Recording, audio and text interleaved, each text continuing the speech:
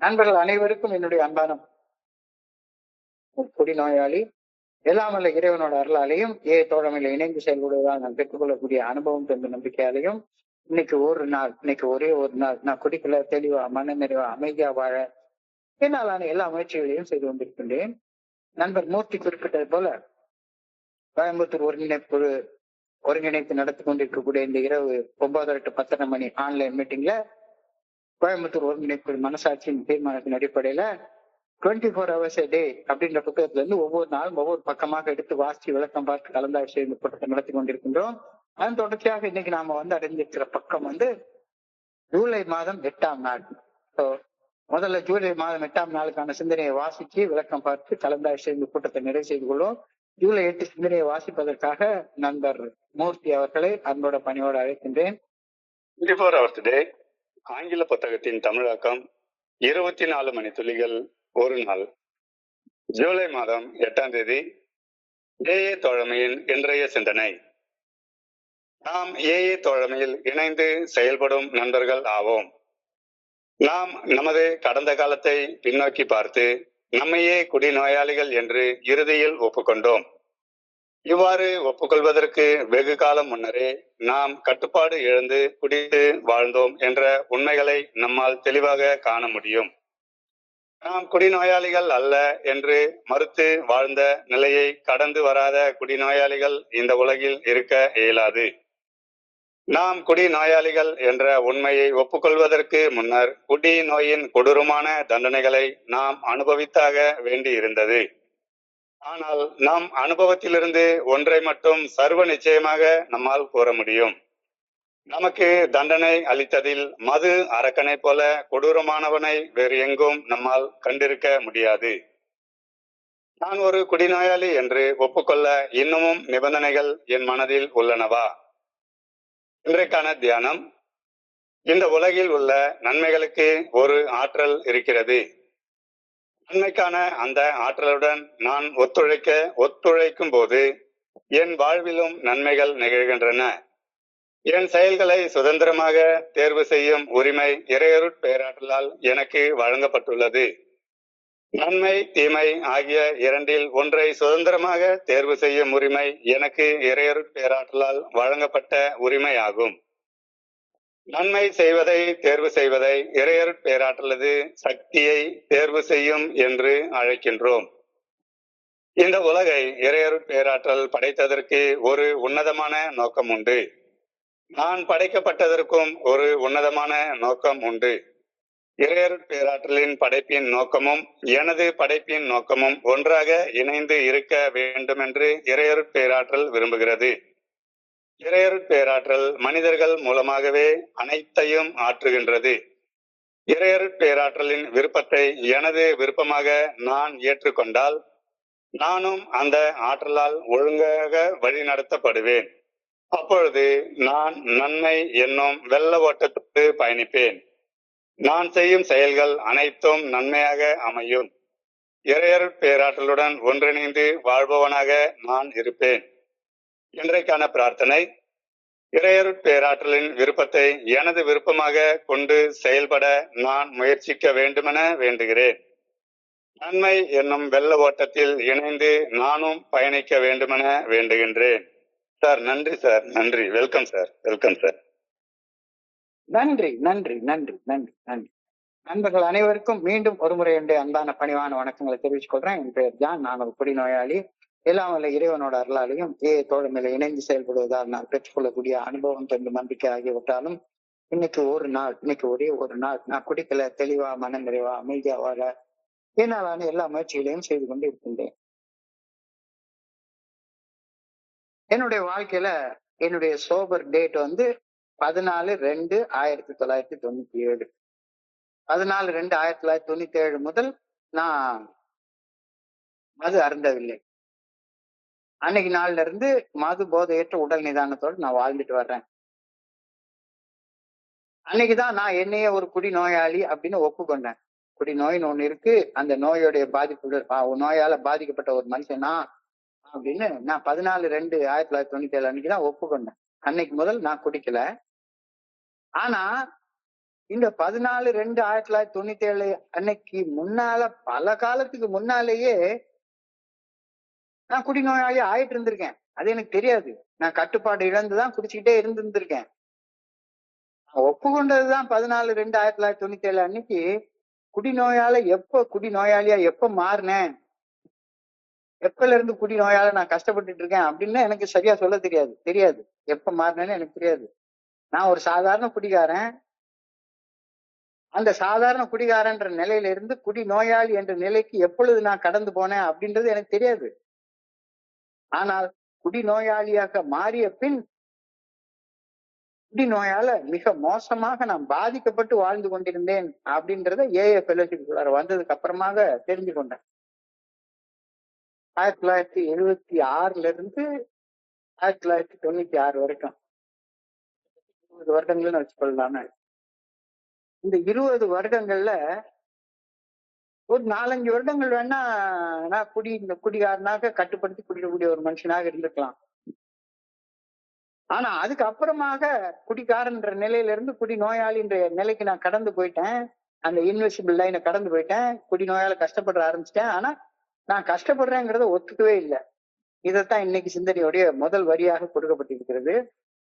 As an AA member, I can clearly tell that I can look back at my life and clearly see that I was out of control long before I finally admitted that I am an alcoholic after coming to the Fellowship of Alcoholics Anonymous. Alcoholics அனானிமஸ்க்கு வந்து சேர்ந்ததுக்கு அப்புறம் ஒப்புக்கொண்டேன்றதுனால அன்னைக்குதான் நான் குடிநோயாளி ஆனன்னு கிடையாது. ரொம்ப முன்னால இருந்தே நான் அந்த குடிநோய் பாதிப்போட வாழ்ந்து கொண்டு இருந்திருக்கேன். அது எனக்கு தெரியாது. ஏஏ தோழமையில வந்து இணைஞ்சதுக்கு அப்புறமாக என்னையே நான் ஒரு குடிநோயாளி அப்படின்னும் குடிநோயின் பாதிப்புகளால நான் கஷ்டப்படுறேன் அப்படின்னு ஒப்புக்கொள்ள செஞ்சேன். அது 14/2/1997 அன்னைக்கு நடந்தது.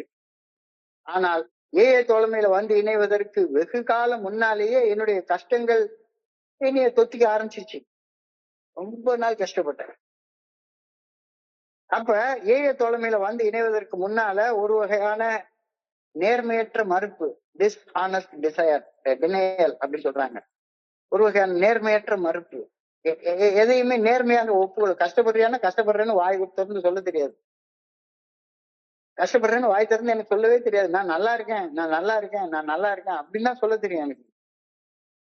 ஒரு வகையான நேர்மையற்ற மறுப்பு, தன்னலம், தன்முனைப்பால் உந்தப்பட்ட டிஸ்ஹானஸ்ட் டினையல் என்கிட்ட இருந்துச்சு. ஏஏ தோழமையில வந்து இணைந்து செயல்படுறப்ப என்னை பற்றிய ஒரு நேர்மையான சுய மதிப்பீடு எனக்கு தேவைப்படுவது தெளிவாக தெரிய வருகிறது. வந்து நான் மறுபடியும் இல்ல, நான் ஒன்னும் கஷ்டப்படல, அவன் கஷ்டப்படுறான், இவன் கஷ்டப்படுறான், நான் ஒன்னும் கஷ்டப்படல அப்படின்னு ஒரு நேர்மையற்ற முறையில மறுத்து கொண்டே இருந்தேன்னா எனக்கு விடிவு கிடையவே கிடையாது.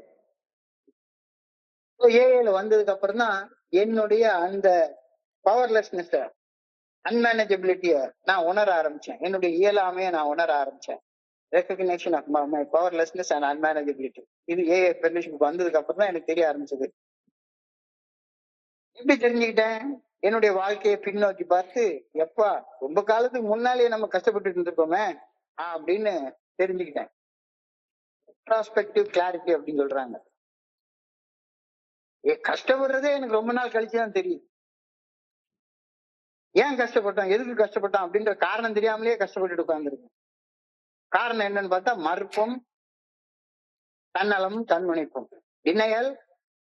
Denial, selfishness and self centredness. இதுதான் காரணம். இத உடனடியாக ஒப்புக்கொள்ள என்னால முடியல. யார் சொன்னாலும் சரிதான், ரொம்ப நிதானமா சரி இன்னைக்கு குடிச்சுப்போ நாளைக்கு பார்ப்போம், இன்னைக்கு குடிச்சுப்போ நாளைக்கு பார்ப்போம் ரொம்ப நாள் தள்ளி போட்டுட்டேன். Slow admission. அப்புறம் ஏஏ ஃபெலோஷிப்குள்ளார வந்ததுக்கு அப்புறம் தான் ஐயோ ரொம்ப மோசமான நிலைமையில நம்ம இருக்கோம், நம்ம வாழ்க்கைய புனரமைக்க வேண்டிய தேவை ரொம்ப இருக்கு அப்படின்றத புரிய வந்தது. வாழ்க்கையை புனரமைக்கிறது, ரீபில்டிங் ஆஃப் லைஃப், இதெல்லாம் எனக்கு ஏஏ ஃபெலோஷிப்குள்ளார வந்ததுக்கு அப்புறம் தான் தெரிஞ்சது. அப்ப இந்த புனரமைப்பு பணியை செய்யறதற்கு முதல் படி நான் கஷ்டப்படுறேன்னு ஒத்துக்கொள்ளணும். இல்ல நான் கஷ்டப்படல, எனக்கெல்லாம் உதவி தேவையில்லை, எனக்கெல்லாம் ஸ்பான்சர் தேவையில்லை, எனக்கு ஏஏ தேவையில்லை, நான் தனியாவே பார்த்துப்பேன். ஸோ புனரமைப்புக்கு முதல் படி மறுப்பதை நிறுத்தி இயலாமையை உணர்ந்து ஒப்புக்கொள்றது. என்னை நானே தண்டித்து கொண்டு இருக்கிறேன் அப்படின்றத உணர்ந்து ஒப்புக்கொள்ள எனக்கு ரொம்ப காலம் ஆயிடுச்சு. நானே என்னைய, அதாவது இந்த சில இடத்துல காட்டுப்பாங்க, பிச்சை எடுக்கிறதுக்கு ஒரு வழி, ஒரு சில படங்களை காட்டுப்பாங்க. தன்னைத்தானே சாட்டையால் அடிச்சுப்பான், தன்னைத்தாலே சாட்டையால் அடிச்சுக்கிட்டு பிச்சை கேட்பான். என்ன நானே தண்டிச்சுக்கிட்டு இருக்கிறேன் அப்படின்ற சாதாரண உண்மை கூட தெரியாம தான் வாழ்ந்து கொண்டிருந்தேன். என்ன நானே தண்டிச்சுக்கிட்டு இருக்கேன் அப்படின்றத தெரிஞ்சு கொள்ளவே ரொம்ப நாள் ஆயிடுச்சு. So the core point of the recovery process is realising that I was acting on selfishness and self-centeredness, often trying to run the show when I was already in deep trouble. என்னால ஒண்ணுமே செய்ய முடியாதுன்னு தெரிஞ்சதுக்கு அப்புறமா கூட நானே திரை கதை வசனம் டைரக்ஷன் எழுதி என்னுடைய வாழ்க்கையை நானே நடத்தணும் அப்படின்னு என்னால முடிஞ்ச மட்டும் மறுத்து மறுத்து போராடி கொண்டே இருந்துட்டு இருக்கேன். ஸோ மறுத்தலை நிறுத்தி ஒப்புக்கொள்ற நிலைக்கு வர்றதுதான் ரெக்கவரியில மையமான கரு அப்படின்றது எனக்கு ஏஏ ஃபெலோஷிப் வந்ததுக்கு அப்புறம் தான் தெரிஞ்சது. ஏஏ தோழமை பரிந்துரைக்கக்கூடிய 12 படிகள் அடங்கிய மீட்படையும் செயல் திட்டம் என்னுடைய கடந்த கால வாழ்க்கையை ஆழமாக அலசி ஆராய்ந்து பார்த்து எனது நோயின் காரணத்தை துல்லியமாக கண்டறிந்து ஒப்புக்கொள்ள சொல்லுது. இதை இன்னைக்கு சிந்தனையில அழகா சொல்லியிருக்காங்க. ஏஏ தோழமை பரிந்துரைக்கக்கூடிய இந்த 12 ஸ்டெப் ரெக்கவரி ப்ரோக்ராம், 12 படிகள் அடங்கிய மீட்படையும் செயல் திட்டம் என்னுடைய கடந்த கால வாழ்க்கைய ஆழமாக அலசி ஆராய்ந்து பார்த்து என்னுடைய நோயின் காரணத்தை துல்லியமாக கண்டறிந்து என்னுடைய ஆதரவாளத்தை ஒப்புக்கொள்ள சொல்லுது. மறுக்கும் தன்மை செயல் அடிமைத்தனத்தின் மையமான கரு ஆகும். அதனாலதான் இந்த டிசீஸ் டிசீஸ் ஆஃப் டினையல்ஸ் அப்படின்னு சொல்லி சொல்றாங்க. மறுக்கும் தன்மை குடிநோயின் மையமான கரு ஆகும். எனக்கு ஒரு பெரிய பிரச்சனை இருக்குது அப்படின்றத மறுப்பதற்காகவே பிரச்சனையை ஒப்புக்கொள்றதை தவிர்த்துட்டு நான் என்னுடைய செயல் அடிமைத்தனத்தை குறைத்து மதிப்பிட்டுக் கொள்கின்றேன்.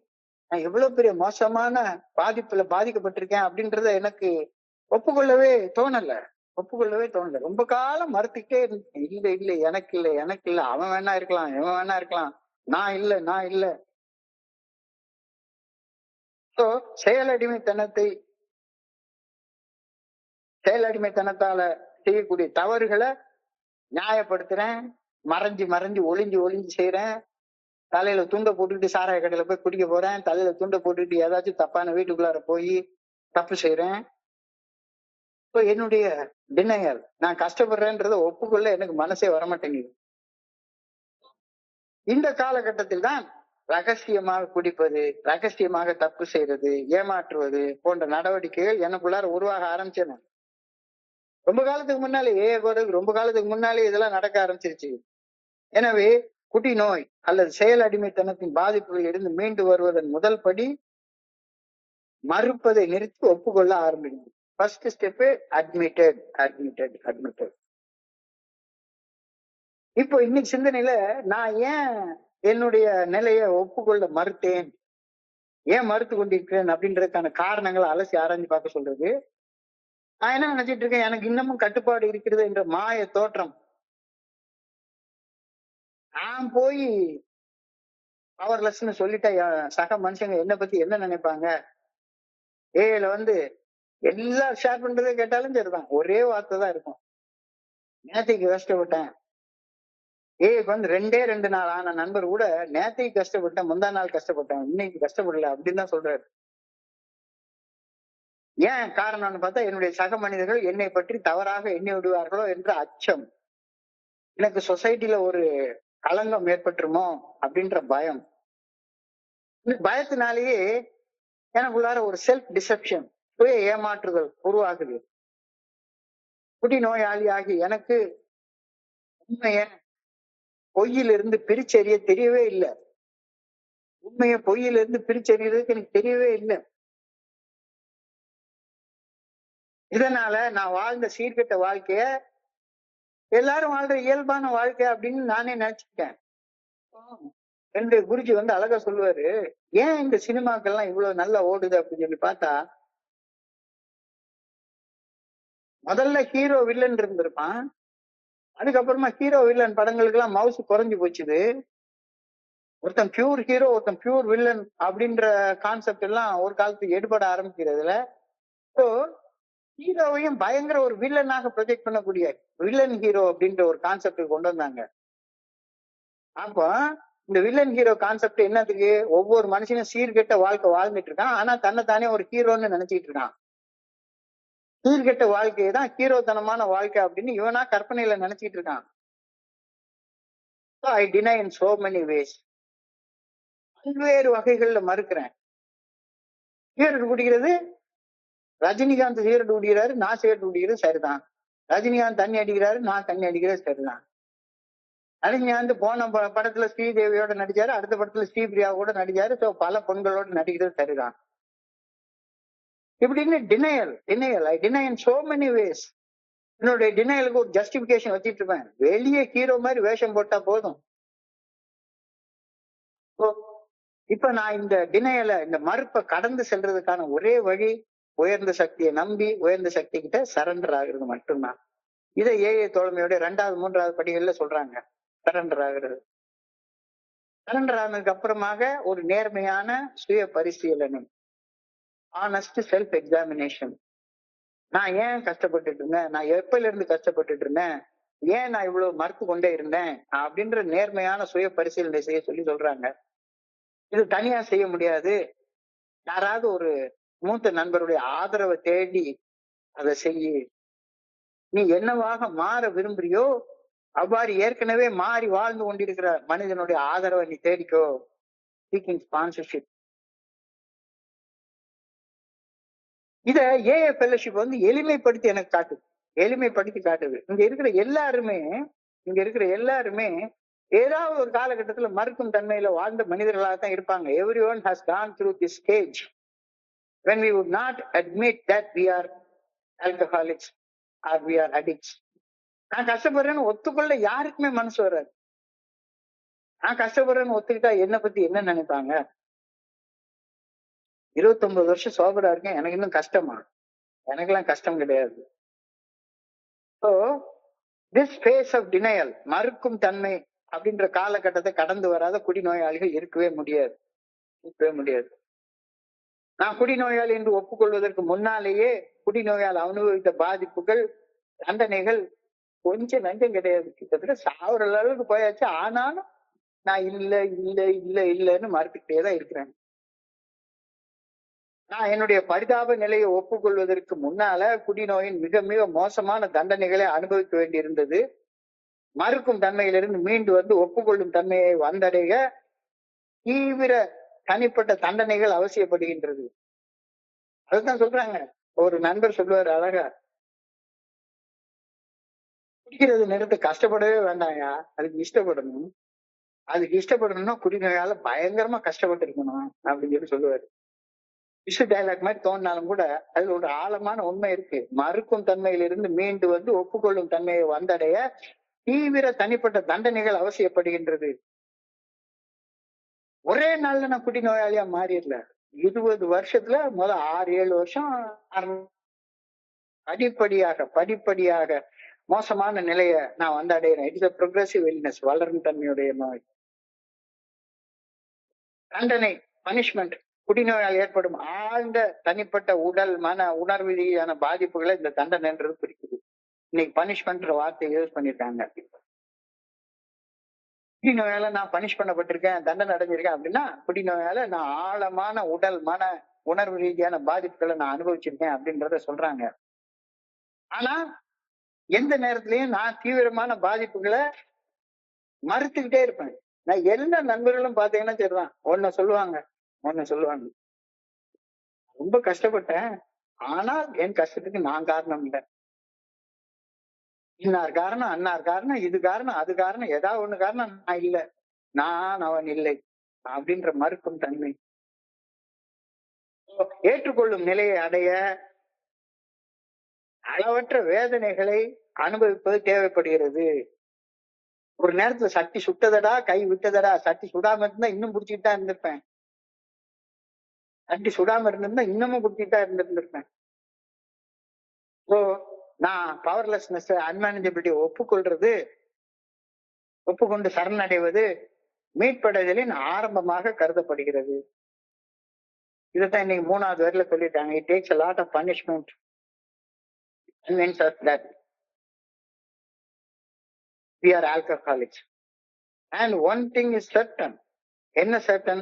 பல செயல் அடிமைத்தனங்கள் நமக்கு தண்டனை அளித்தன. அவற்றுள் இந்த மது அரக்கன் ஜான் பேர்லிகான் போல குடி நோயின் தண்டனைகள் நமக்கு கொடுத்தது, செயல் அடிமைத்தனத்தின் தண்டனை நமக்கு கொடுத்தது வேற யாரும் கிடையாது. அன்சாமி போன மீட்டிங்ல எல்லாம் சொன்னாரு, ஏகப்பட்ட ஜான் பார்லிகான் உள்ள உட்கார்ந்துருக்கான், ஆனா இந்த குட்டி அரக்கன், மது அரக்கன் அப்படின்ற ஆள் எனக்கு கொடுத்த தண்டனை எல்லா அரக்கன் கொடுத்த தண்டனையை விட ரொம்ப பெருசு. பல செயல் அடிமைத்தனங்கள் நமக்கு தண்டனை அளித்தன. அவற்றுள் இந்த தீவிர மது அரக்கன் ஜான் பார்லிகான் போல கொடூரமான அரக்கன், கொடூரமான சர்வாதிகாரி கிடையவே கிடையாது. இது அனுபவபூர்வமாக நிரூபிக்கப்பட்ட உண்மை. We all know from actual experience that when it comes to drinking and punishment, John Barleycorn has no equal. நம்மளை செதைக்கு சின்னாபின்னப்படுத்தினதுல ஜான் பார்லிகான் மது அரக்கனை மாதிரி மோசமான ஒரு அரக்கன் யாரும் கிடையாது. மது அரக்கன்னா யாரு? நான் தான். என்னுடைய மனசுல இருக்கக்கூடிய குடி வெறி தான் அந்த மது அரக்கன். என்னுடைய குடி வெறியால நான் தண்டிச்சுக்கிட்டேன். எனக்குள்ளார இருக்க குடி வெறி தான் அந்த மது அரக்கன். பாட்டுல இல்ல, எனக்குள்ளார இருக்கு. பாட்டுல எனக்குள்ளார இருக்கு. இப்பமாச்சும் ஒத்துக்கிறியா? அல்ல இன்னமும் மறுத்துட்டு இருக்கியா? Have I any reservation on the status that I am an alcoholic? இன்னமும் குடி நோயாளி அப்படின்னு ஒப்புக்கொள்றதற்கு இன்னமும் நிபந்தனைகள் வீழ்ச்சிட்டு இருக்கியா? இன்னமும் நான் செயல் அடிமைத்தனத்தால அடிக்ஷனால கஷ்டப்படுறேன் அப்படின்றத ஒப்புக்கொள்றதுக்கு நிபந்தனை வச்சுட்டு இருக்கியா? அப்படி இன்னமும் நிபந்தனை வச்சுக்கிட்டு இருந்தேன்னா இன்னைக்கு தியானத்தை கடந்து போ. இன்னைக்கு தியானத்தை கடந்து நல்ல ஒரு கருத்தை முதல்ல சொல்லிட்டாங்க. இறையர் பேராற்றல் இந்த பிரபஞ்சத்தை நன்மையுடன் இயக்கும் ஒரு நன்மையான சக்தி. இறையர் பேராற்றல்ல ஒரு தீமை கூட கிடையாது. இந்த பிரபஞ்சத்தை இயக்கக்கூடிய பிரபஞ்ச இயக்க பேராற்றல் இறையர் பேராற்றல் என்பது அது நன்மைக்கான சக்தி, நன்மை செய்யற சக்தி. இத்தினூண்டு அளவு கூட தீமை செய்யக்கூடிய சக்தி கிடையவே கிடையாது. ஆனா அந்த இறையர் பேராற்றல் என்ற நன்மையை ஈர்க்கக்கூடிய சக்தி எனக்கிட்ட இல்லாம இருக்கிறதுதான் பிரச்சனை. இதுதான் இன்றைக்கு தியானத்துல கொடுக்கப்பட்டிருக்கிறது. There is a force for good in the world, and when I am cooperating with that force for good things happen to me. ரொம்ப எளிமையான வார்த்தைகள் எழுதிட்டாங்க பாருங்க. There is a force for good in the world, and when I am cooperating with that force for good things happen to me. அப்போ இறையர் பேராற்றல் நன்மையே செய்யக்கூடிய ஒரு பிரபஞ்ச இயக்க ஆற்றல். நன்மையை தவிர வேற எதுவுமே செய்யாது. அது இந்த பிரபஞ்சத்துல நீக்கமாறு நிறைஞ்சிருக்கிறது. ஆனா என்னுடைய மனசுல நன்மையை ஈர்க்கக்கூடிய அந்த பக்குவம் என்கிட்ட இல்ல. நான் என்ன பண்றேன், என்னுடைய மனசுக்கு அங்கிட்டு தடந்தே போக மாட்டேங்கிறேன். மனசுக்கு உள்ளார ஒரு ஆற்றல் களம் இருக்கிறது, அதுக்கு போகவே மாட்டேங்கிறேன். பிரபஞ்ச ஈர்ப்பு விதி அப்படின்னு சொல்றாங்க, லா ஆஃப் அட்ராக்ஷன். எல்லாரும் கேள்விப்பட்டிருப்பீங்கன்னு நினைக்கிறேன். ஆனா என்னன்றது தெரிஞ்சு போய் யாரும் முயற்சி பண்ணிருக்க மாட்டாங்க. லா ஆஃப் அட்ராக்ஷன், பிரபஞ்ச ஈர்ப்பு விதி. எல்லா மனிதர்களுக்கும் வெளி மனம் அப்படின்னு ஒண்ணு இருக்கு, உள் மனம் ஒண்ணு இருக்கு, ஆழ் மனம் ஒண்ணு இருக்கு. வெளி மனம் கான்சியஸ் மைண்ட், உள் மனம் சப்கான்சியஸ் மைண்ட், ஆழ் மனம் சூப்பர் கான்சியஸ் மைண்ட். வெளி மனம் வெறும் ஆசை மட்டும்தான் படும். அது வேணும், இது வேணும், அந்த பொண்ணு வேணும், இந்த பொண்ணு வேணும், ஆல்கஹால் வேணும், பணம் வேணும், பொருள் வேணும், இது வேணும், அது வேணும்னு ஆசைப்பட மட்டும்தான் செய்யும். உள் மனம் அந்த ஆசைகளை ப்ராசஸ் பண்ணும். சப்கான்சியஸ் மைண்ட் வந்து அந்த ஆசைகளை ப்ராசஸ் பண்ணி இந்த ஆசைக்காக செயல்படலாம், இந்த ஆசைக்காக செயல்பட வேண்டாம் அப்படின்னு ப்ராசஸ் பண்ணும். ஆசைகளை அடைய திட்டமிடுவது உள் மனதுடைய வேலை. உள் மனதுல என்னுடைய உள் மனம் ஒரு செயலை செய்யலாம்ன்ற திட்டத்தை அப்ரூவ் பண்ணிடுச்சுதானா ஆட்டோமேட்டிக்கா அது செயலை செய்யறதுக்கான ஆற்றல் ஆழ் மனதிலிருந்து ஈர்த்து கொள்ளப்படும் அப்படின்னு சொல்றாங்க. ஈர்த்து கொள்ளப்படும். உதாரணத்துக்கு சொன்னோம்னா, என்னுடைய வெளி மனசு ஒரு சாராய கடையை பாக்குது அல்லது ஒரு பொண்ணை பாக்குது. அந்த பொண்ணு கூட சுகமா இருக்கணும்னு ஆசைப்படுது. உள்மனம் அந்த ஆசைய நீ அடையலாம், அதுக்கு நீ தகுதி உள்ளவன் தான் அப்படின்னு அந்த ஆசையை அங்கீகரிக்குது. அங்கீகரிச்ச உடனே அது தீமை நன்மை அதெல்லாம் வந்து சப்கான்சியஸ் மைண்ட் தான் பாக்குது. சூப்பர் கான்சியஸ் மைண்டு நீ எந்த ஒரு செயலை ஆழ் மனம் உள் மனம் அங்கீகரிச்சிருக்குதோ அந்த செயலை செய்வதற்கான ஆற்றலை கொடுத்திருக்கு. செயல்படும் சக்தி உள் மனதில் இருந்து உள் மனதால் ஆழ் மனத்தில் இருந்து ஈர்த்து கொள்ளப்பட்டு வெளி மனத்திற்கு வழங்கப்படுகிறது. செயல்படும் சக்தி உள் மனதால் ஆழ் மனதில் இருந்து ஈர்த்து கொள்ளப்பட்டு வெளி மனதிற்கு வழங்கப்படுகிறது. நான் உடனே அந்த செயலை செஞ்சிடறேன். The conscious mind desires, the subconscious mind plans to act according to the desires of the conscious mind. Whatever is decided to be done by the subconscious mind, everything energy for doing that act is automatically drawn by the subconscious mind from the superconscious mind and supplied to the conscious mind. உடனே அந்த செயலை செய்ய ஆரம்பிச்சிடும். So எல்லா மனிதர்களும் செயல்படுற விதி இதுதான், இப்படிதான். வெளிமனம் உள்மனம் ஆழ்மனம். வெளிமனம் வெறுமனம் ஆசைப்படும், அந்த ஆசை அடைகிறதுக்கு திட்டம் போடுறது உள்மனம். திட்டம் போட்டு அப்ரூவ் பண்ணிடுச்சுன்னா அந்த செயலை என்ன நல்ல செயல் கெட்ட செயல்தான்னு சரிதான், அதை செய்யறதுக்கான ஆற்றல் ஆழ் மனதுல இருந்து ஈர்த்து கொள்ளப்படும். இதுதான் பவர் ஆஃப் ஃபெய்த் அப்படின்னு சொல்லி அழைக்கிறாங்க. எதை நீ நம்புறியோ அப்படிதான் இருப்ப. நீ பாசிட்டிவா திங்க் பண்ணா பாசிட்டிவா இருப்ப, நெகட்டிவா திங்க் பண்ணா நெகட்டிவா இருப்ப. நீ என்ன செயல் செய்ய போறியோ பாசிட்டிவா திங்க் பண்ணி பாசிட்டிவான செயல்கள் செஞ்சேன்னா நீ பாசிட்டிவான கர்மாவை உன் வாழ்க்கையில கவுண்ட் பண்ணிட்டே இருப்ப. இல்ல நெகட்டிவா திங்க் பண்ணி நெகட்டிவா செயல்படுறதுக்கான எனர்ஜியை சூப்பர் கான்சியஸ் மைண்ட்ல இருந்து ஈர்த்து செயல்பட்டுட்டே இருந்தேன்னா நெகட்டிவ் கர்மாஸை நீ அக்யூமுலேட் பண்ணிட்டே இருப்ப. உன்னுடைய மனநிலை பாசிட்டிவா இருக்கா நெகட்டிவா இருக்கா அப்படின்றது அது வந்து சப்கான்சியஸ் மைண்ட் வந்து பாசிட்டிவா இருக்கா நெகட்டிவா இருக்கா அப்படின்றது என் மனம் என்னவென்று என்னை என்று யாருக்கு தெரியும். இருக்கிற எல்லாரும் வந்து பாசிட்டிவா இருக்கிற மாதிரி தான் வெளியே வேஷம் போட்டு காட்டுவாங்க. எவ்வளவு பெரிய 30 வருஷம் ஸ்பான்சரா இருந்தாலும் சரிதான், 30 வருஷம் இல்ல 40 வருஷம் ஸ்பான்சரா இருந்தாலும் சரிதான், மைண்ட் செட் அவங்கவுங்களுக்கு தான் தெரியும். நான் நன்மைக்காக செயல்படும் போது என்னுடைய மனதில் ஏற்படும் அமைதியும் நம்பிக்கையும் என்னை சிறந்த மனிதனாக பயணிக்க வைக்கிறது. என்னுடைய சப்கான்சியஸ் மைண்ட்ல நான் வந்து திங்க் பண்றப்ப அந்த சப்கான்சியஸ் மைண்ட் வந்து எது சரி எது தப்பு அப்படின்ற கான்சியஸ் மனசாட்சியால நெறிப்படுத்தப்படும் போது நான் என்னுடைய சப்கான்சியஸ் மைண்ட்ல ஒரு செயல் செய்ய தீர்மானிக்கிறேன். என்ன செயல் செய்யணும்னாலும் சரிதான், அதுக்கான ஆற்றல் எனக்கு சூப்பர் கான்சியஸ் மைண்ட்ல இருக்கு. நான் நன்மைக்காக செயல்படும் போது என் மனதில் ஏற்படும் அமைதியும் நம்பிக்கையும் என்னை சிறந்த பாதையில பயணிக்க வைக்கிறது. இறையர் பேராற்றல் எனக்கென ஒரு சுய விருப்பத்தை வழங்கியுள்ளது. வேறு வேறு செயல்முறைகளுக்கு இடையே தேர்வு செய்யும் விருப்பத்தை அந்த சுய விருப்பம் செல்ஃப் வில் அப்படின்னு அழைக்கிறோம். தனி மனிதனாகிய நான் ஒரு சரியான செயல் செய்வதையும் தவறான செயல் செய்வதையும் தேர்வு செய்யும் உரிமை எனக்கு உண்டு. இந்த உரிமையை யாரு? இறையர் பேராற்றல் தான் எனக்கு வழங்கியிருக்கு, கடவுள் தான் எனக்கு வழங்கியிருக்காரு, ஆண்டவர் தான் எனக்கு அந்த செல்ஃப் வில்ல வழங்கியிருக்கிறாரு. ஆண்டவர் என்னுடைய செல்ஃப் வில்ல ஒரு நாள் குறுக்க வரமாட்டாரு. நான் என்னைக்குமே இந்த செல்ஃப் வில்லோட தான் வாழ்ந்து கொண்டிருக்கிறேன். எனக்கு அந்த சுதந்திரம் உண்டு, என்ன செயல் வேணாலும் செய்யலாம். இந்த உரிமையுடன்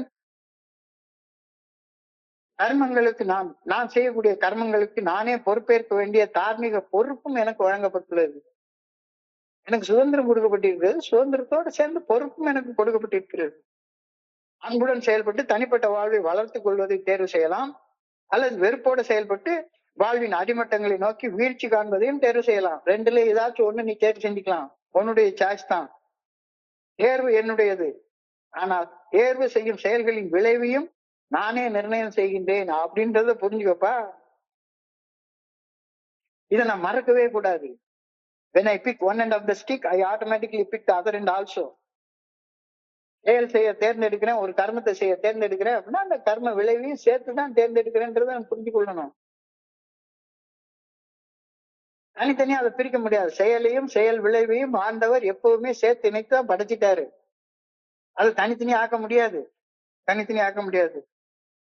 ஐ have free choice to be on the side of right or on the side of wrong. எனக்கு அந்த சுதந்திரம் இருக்கு. அவர் செய்யும் பக்கத்துலயும் இருக்கலாம், அல்லது நல்லது செய்யும் பக்கத்துலயும் இருக்கலாம். அது எனக்கு இறைவன் கொடுத்திருக்கிற ஒரு சுதந்திரம். இந்த சுய விருப்பம், இந்த செல்ஃப் வில், ஒரு தனி மனிதன் செயல் செய்வது அவனது வெளிப்புற சூழ்நிலைகளால் தீர்மானிக்கப்படுவது கிடையவே கிடையாது. என்னைய யாராச்சும் ஒரு பொண்ணு வந்து பயங்கரமா மல்லிப்பூ வச்சிட்டு இருந்தா, அவளால நான் ஈர்க்கப்பட்டுட்டேன், அவ கொஞ்சம் எக்ஸ்போஸ்ட ட்ரெஸ் பண்ணியிருந்தா அதனால நான் ஈர்க்கப்பட்டுட்டேன், அதெல்லாம் கிடையவே கிடையாது. உன்னுடைய சுய விருப்பம் தான் காரணம். ஒரு தனி மனிதன் செயல்படுவது அவனுடைய வெளிப்புற அந்த விஷயங்களால தீர்மானிக்கப்படுவதில்லை. மாறாக ஒருவர் மனதில் கொள்ளும் சுய விருப்பத்தாலதான் அவன் செயல் செய்யறதே நிர்ணயிக்கிறான். சுதந்திரம் என்பது அறம் சார்ந்த அல்லது அறம் சாராத பாதைகளை தேர்ந்தெடுக்கும் திறனை குறிக்கின்றது. நீ அறம் சார்ந்து செயல்படுறதையும் தேர்ந்தெடுக்கலாம், அறம் சாராது செயல்படுவதையும் தேர்ந்தெடுக்கலாம். இந்த திறனை தனி மனிதன் தன் வளர்ச்சிக்கும் பயன்படுத்தலாம், தன்னுடைய வீழ்ச்சிக்கும் பயன்படுத்தலாம். நீதும் நன்றும் பிறத்தர வாரா, புரிஞ்சுக்கோப்பா புரிஞ்சுக்கோப்பா அப்படின்னு இன்னைக்கு ஞானத்துல ரொம்ப ஆழமாக சிந்திக்க சொல்லியிருக்காங்க.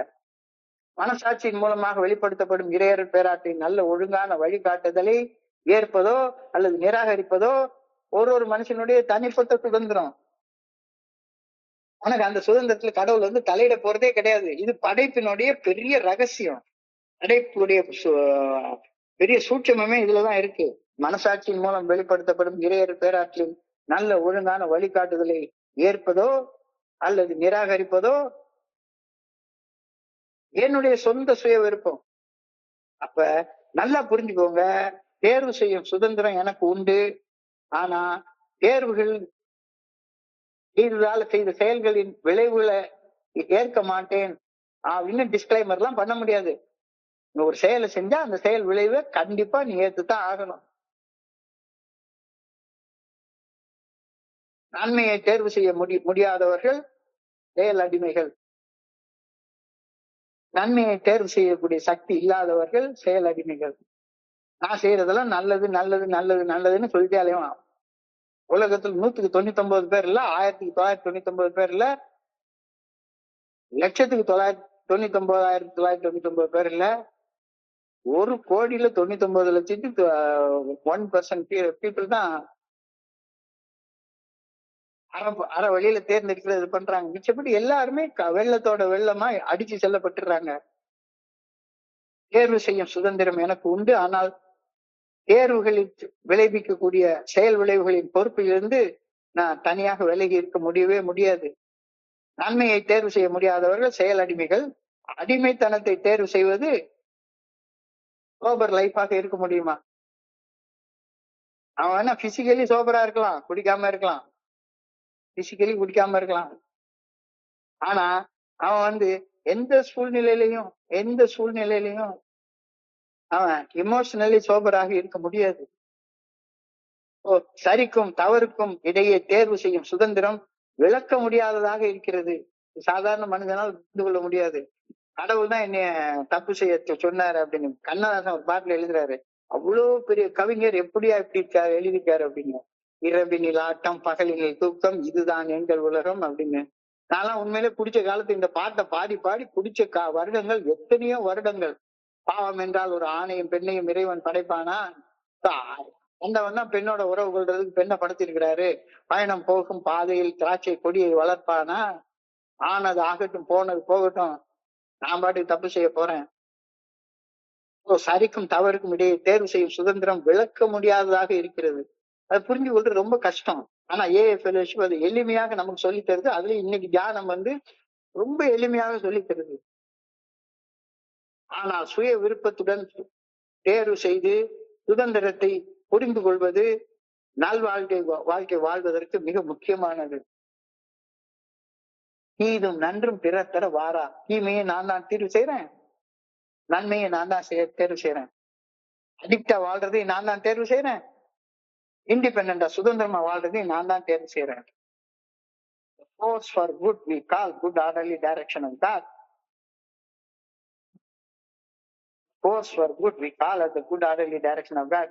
நன்மையை தேர்வு செய்யும் சக்தியே இறையர் பேராற்றல் நல்ல ஒழுங்கான வழிகாட்டுதல் என்று நாம் அழைக்கின்றோம். அதுக்குதான் காடு. கடவுள் எந்த வகையான உருவத்துல இல்ல, வடிவத்துல இல்ல, சிலையில இல்ல, நமக்குள்ளார இருக்கிறாரு. நமக்குள்ளார நன்மை செய்வதற்கு சக்தி கொடுத்துட்டே இருக்கிறாரு. ஆற்றல் களம் இருக்குது. ஆனா நான் என்ன பண்றேன், என்னுடைய கான்சியஸ் மைண்டாலையும் சப்கான்சியஸ் மைண்டாலையும் தீமை செய்யறதுக்கே திட்டம் போட்டுட்டு இருக்கா. என்னுடைய சப்கான்சியஸ் மைண்ட் தீமை செய்வதற்கான ஆற்றலை மட்டுமே ஈர்த்து கொள்கிறது பை லா ஆஃப் அட்ராக்ஷன். தீமை செய்வதற்கான ஆற்றலை மட்டுமே ஈர்த்து கொள்றேன். கடைசியில கடவுள் தான் என்னை தீமை செய்ய சொன்னாரு, தீமை செய்யறது சக்தி கடவுள் தான் எனக்கு கொடுத்தாரு, கொலை செய்யறது சக்தி கடவுள் தான் எனக்கு கொடுத்தாருன்னு ஒருத்தன் சொல்லிட்டு தானே என்ன அர்த்தம் அது? நன்மையை தேர்வு செய்யும் சக்தியை இறையர் பேராற்றல் நல்ல ஒழுங்கான வழிகாட்டுதல் என்று அழைக்கின்றோம். இறையர் பேராற்றல் இந்த பிரபஞ்சத்தை படைத்ததற்கு ஒரு நோக்கம் உண்டு. அதே ஆற்றல் என்னை படைத்ததற்கும் ஒரு நோக்கம் உண்டு. இந்த பிரபஞ்சத்தை படைச்சதுக்கு அவர் ஒரு நோக்கம் இருக்கு. பிரபஞ்சத்துல எல்லாமே கரெக்டா சுத்திட்டு இருக்கு, செயல்பட்டுட்டே இருக்கு. சூரியன் அது வேலையை செய்து, சந்திரன் அது வேலையை செய்து, பூமி தன்னைத்தானே 24 மணி நேரத்துக்கு சரியா சுத்திட்டு வருது. எல்லா கோள்களும் கரெக்டா சுத்திட்டு வருது. பூமியில இருக்கக்கூடிய ஒரு அணு கூட சுத்திட்டு வருது. படைக்கப்பட்டதற்கு ஒரு நோக்கம் இருக்கு. எல்லா படைப்புகளும் அந்த நோக்கத்தின்படி வாழ்ந்து கொண்டிருக்கின்றன. நானும் படைக்கப்பட்ட ஒரு படைப்பு, இறைவர் பேராற்றலால படைக்கப்பட்ட ஒரு படைப்பு. நான் படைக்கப்பட்டதற்கும் ஒரு நோக்கம் உண்டு. படைப்புகள் பல்வேறு வகைப்பட்டாலும் படைப்பின் நோக்கம் ஒண்ணுதான். எல்லா படைப்புகளும் படைக்கப்பட்ட நோக்கம் ஒரு படைப்பு இன்னொரு படைப்புக்கு பணி செய்து கிடைக்கிறது மட்டும்தான் படைப்பின் நோக்கம்.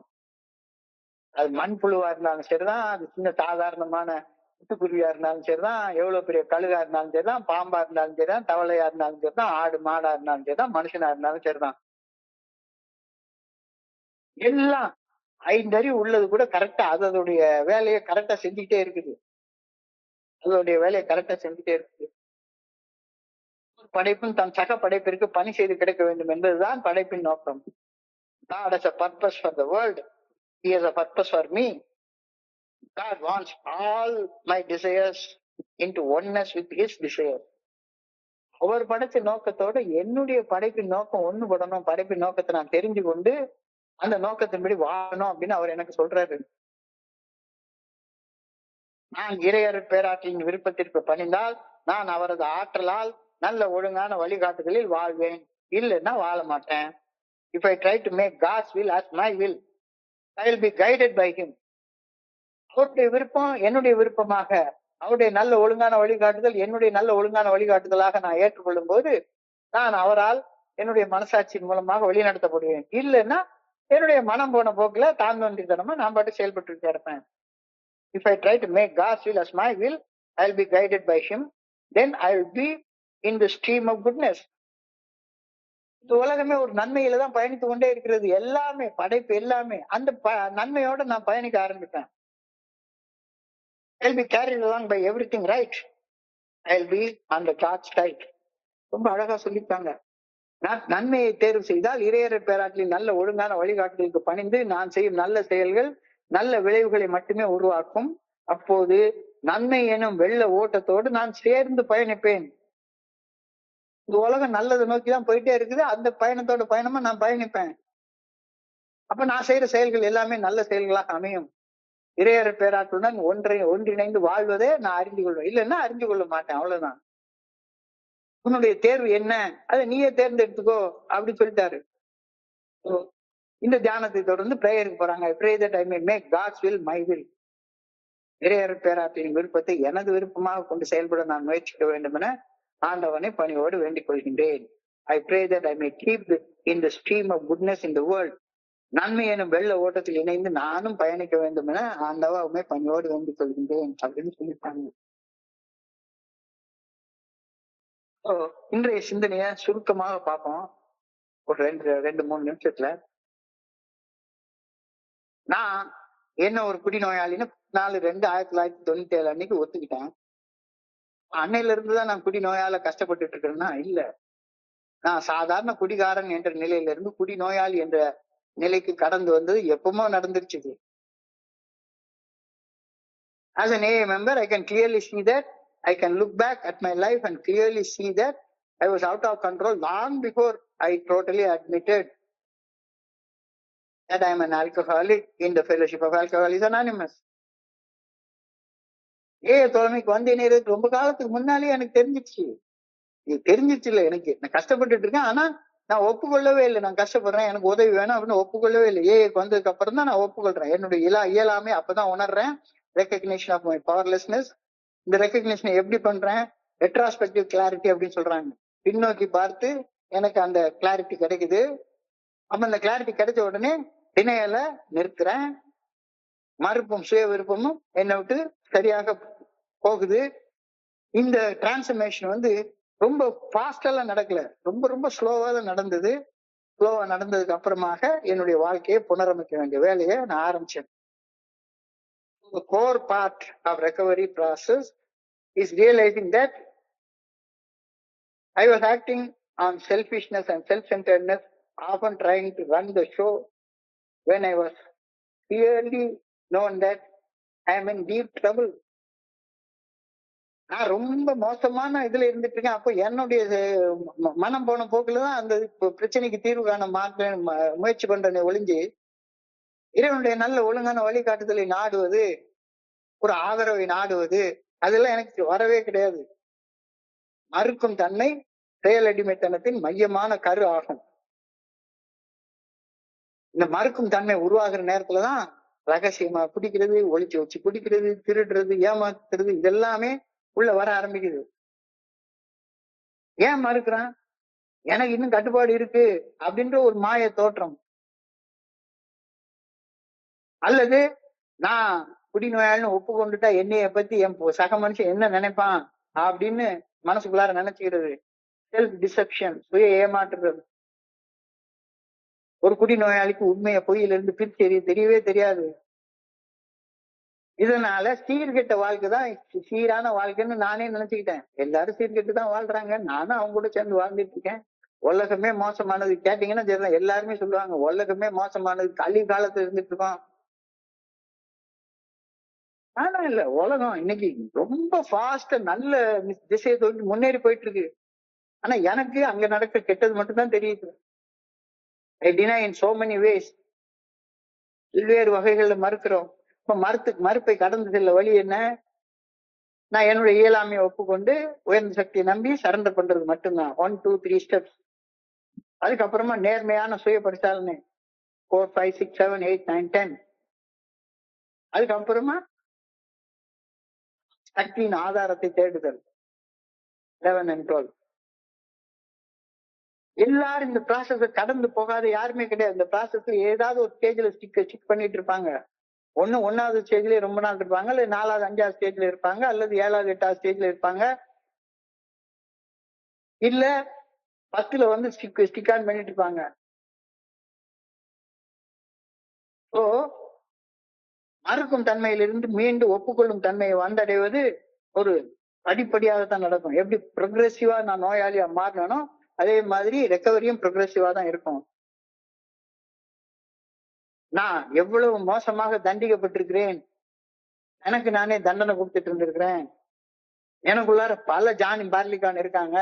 அதுல மது அரக்கன் முதன்மையானவன் என்னைய தண்டிச்சதுல.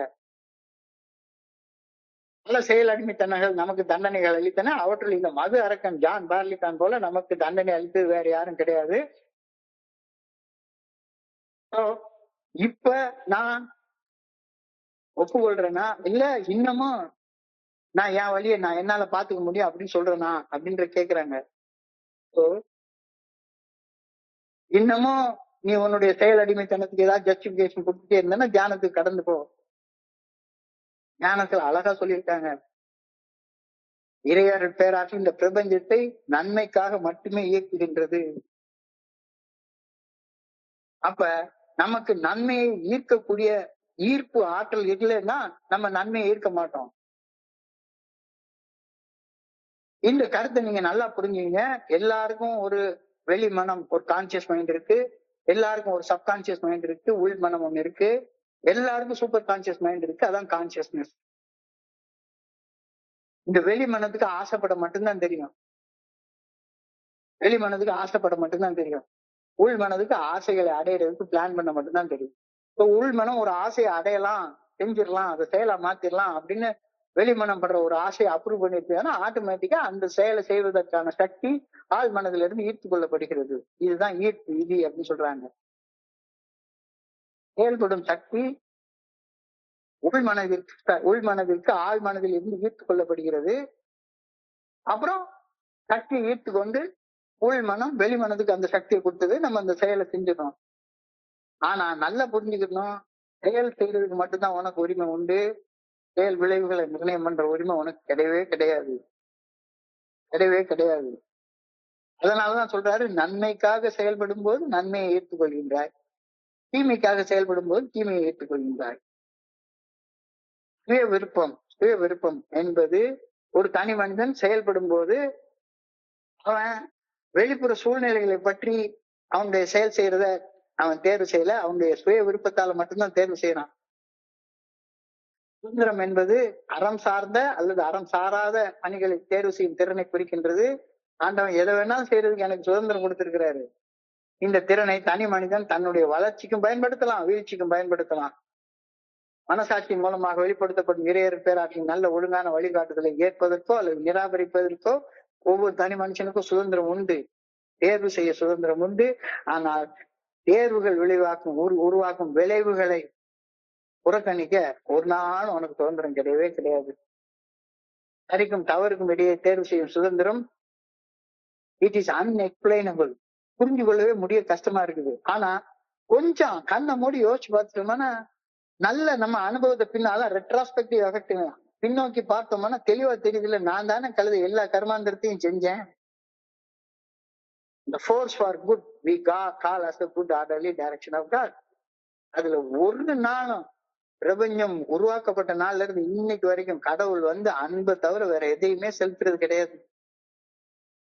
வெறுப்பு என் மனசுலதான் உருவாகுது, கசப்பு என் மனசுலதான் உருவாகுது, ஆத்திரம், பகைமை இதெல்லாம் என் மனசுலதான் உருவாகுது. கடவுள்கிட்ட இருந்து அது வர்றதே கிடையாது. The force for good we call as the good orderly direction of God. நன்மையை தேர்வு செய்யும் சக்தியை இறையர் பேராற்றின் நல்ல ஒழுங்கான வழிகாட்டுதல் என்று அழைக்கின்றோம்.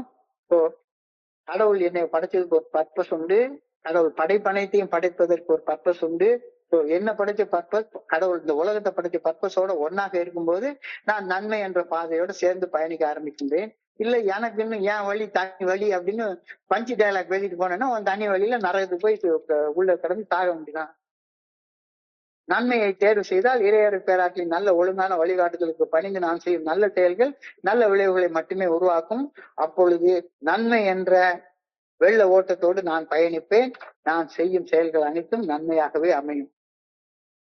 இறையர் பேராற்றுடன் ஒன்று இணையாது வாழ்ந்தா தீமையில மட்டும்தான் நான் பயணிப்பேன். ஒன்றிணைந்து வாழ்ந்தால் நன்மையில மட்டுமே நான் பயணிச்சிருப்பேன். எதை தேர்வு செய்யற உன் கை. எப்படி வாழ்ந்துட்டு இருக்க, அப்ப அதுக்கான ஆற்றலை கேட்ட ஆண்டவன்ட்ட வேண்டிக்கோ. I pray that I may make God's will my will. இறையர் பேராற்றின் விருப்பத்தை எனது விருப்பமாக கொண்டு செயல்பட நான் முயற்சிக்க வேண்டும் என வேண்டுகின்றேன். I pray that I may keep the stream of goodness in the world. நன்மை என்னும் வெள்ள ஓட்டத்துல இந்த உலகமே நன்மையில தான் பயணிச்சு கொண்டிருக்கிறது, தீமையில பயணிக்கவே இல்லை. தனி மனுஷன் தான் கெட்டதுன்ற ஓட்டத்துல பயணிச்சுக்கிட்டே இருக்கிறான். சோ நன்மை என்னும் வெள்ள ஓட்டத்தில் இணைந்து நானும் பயணிக்க வேண்டும் என ஆண்டவா உண்மை அன்போட பணியோட கேட்டுக்கொள்கிறேன் என்ற பிரேயரோட இன்னைக்கு சிந்தனை முடியுது. இப்போ இன்றைய சிந்தனையை படிக்கிறப்ப என் மனதை கடந்து சென்ற சிந்தனைகளை உங்களோட பகிர்ந்து கொள்ள இந்த நல்ல வாய்ப்பு உருவாக்கி கொடுத்த இந்த குழுவிற்கு என்னுடைய மிக பணிவான நன்றிகளை தெரிவிச்சு கொள்றேன். இது வரைக்கும் பொறுமையாக கேட்ட ஒவ்வொரு நண்பருக்கும் என்னுடைய பணிவான நன்றிகள். இந்த இரவு பொழுது நண்பர்களுக்கு இனிமையான இரவாக அமைய இறைவனை பணியோட வேண்டிக் கொள்கின்றேன். நன்றி நன்றி நன்றி நன்றி நன்றி நன்றி நன்றி. வாழ்க வையகம், வாழ்க வளமுடன். Thank you so much.